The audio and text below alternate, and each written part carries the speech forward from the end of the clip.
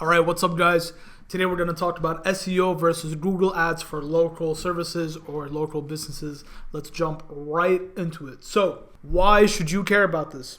If you are a contractor or a local business owner who is trying to get more leads, you have likely heard about SEO and Google Ads. Both can help grow your business, but they work very differently. And in this video, I'm going to break down the pros and cons of each so you can decide which one fits your business needs or why you might want to use both. First, start off by just showing you what both look like. So let's say I search for Toronto home renovation. This entire section here, so any single result that you see that says sponsored, all these say sponsored, sponsored, sponsored. All of these are Google Ads. So if you pay for Google Ads, your website will appear in this section here, right? You scroll down a bit more, these are more ads. If you keep scrolling down, you'll see this local map pack, which is more influenced by SEO. Your ad could appear here sometimes. And then if you keep scrolling down even more, now is when you get to the organic results, which is SEO. So if you invest into SEO, you're going to increase your odds of appearing here.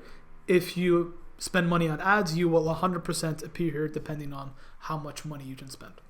So now you have an idea of what both actually look like. So let's do like a small side-by-side comparison of what you get in each type of investment. So cost.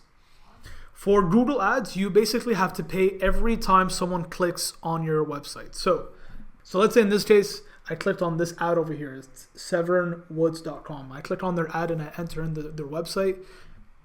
When I click on their ad, Google is going to charge this company $1 to $3 just to have me go into their website because they have an ad over here.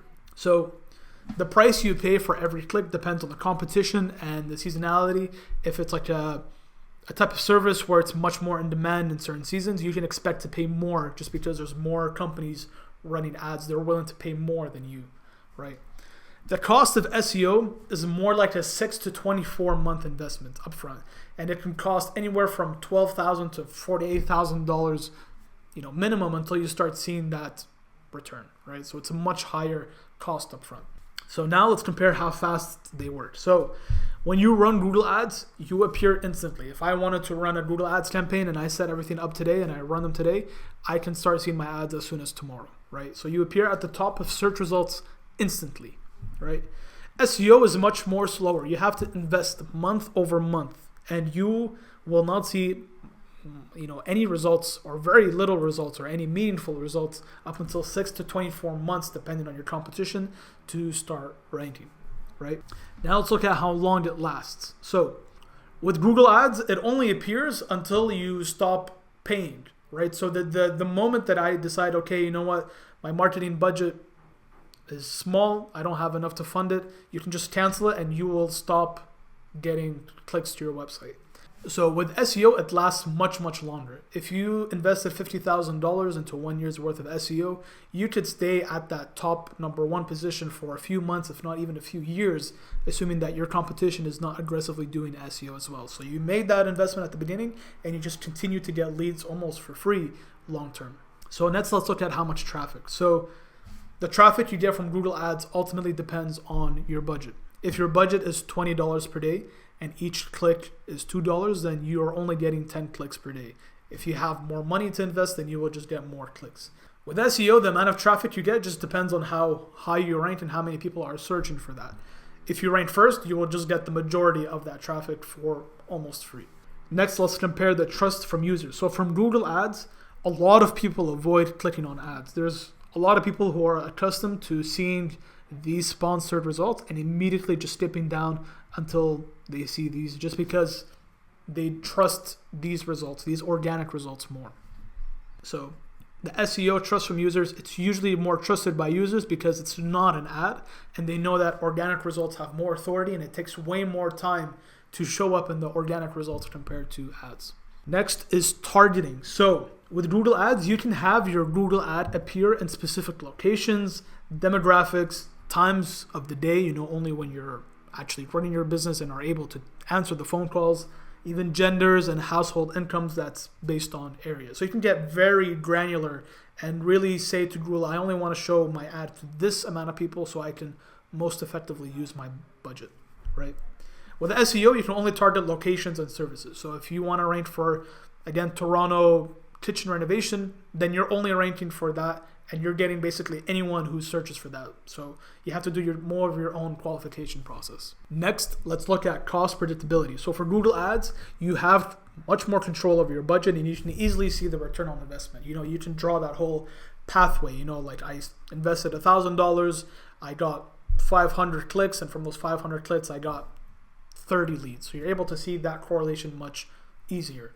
With SEO, the cost predictability can vary. You can invest as little as $12,000 in a year because you have low competition, or you can spend $48,000 a year just because you have high competition. You won't see the outcome until you rank in that top 3 and you made that investment, however big or small it is. Next is dependence. So for Google Ads, it completely stops when you stop paying. That's it. You literally won't show up anymore as soon as you stop the Google Ads. With SEO, the rankings again last longer. Even if you pause SEO and you rank number 1, you will continue to get leads because you now rank number 1, even if you stop doing SEO for even 6 to 12 months. So next is how much control. With Google Ads, you have full control to turn on and off your ads at any time. So if you know it's a very high season and you have the budget to spend on marketing, you can do it just for that specific season. But with SEO, you only control how much you invest per month, which just will influence how fast or how long it will take to rank in that number 1 to number 3 range. SEO is good for long-term visibility and trust. If you're able to make that $50,000 investment to actually rank in the top 1 or 2, you can see a huge return on investment. You can get as much as $200,000 to $500,000 per month just from ranking number 1 and actually putting in that $50,000 investment. What is the best strategy? If you are just starting off and you need jobs right now, Google Ads is your best bet. It is fast, it's reliable, and gives you instant exposure to people that are already searching for your services. If you only want your ad to show up for people searching for kitchen renovations Toronto, meaning that the person is looking for it, you can pay to have your website show up there. But this is the more ideal plan. First is you use Google Ads to generate quick leads and cash flow to be able to just have more leads coming in the door and you can get more money. Then you have to take the profits from those jobs to slowly invest into SEO because SEO will take time.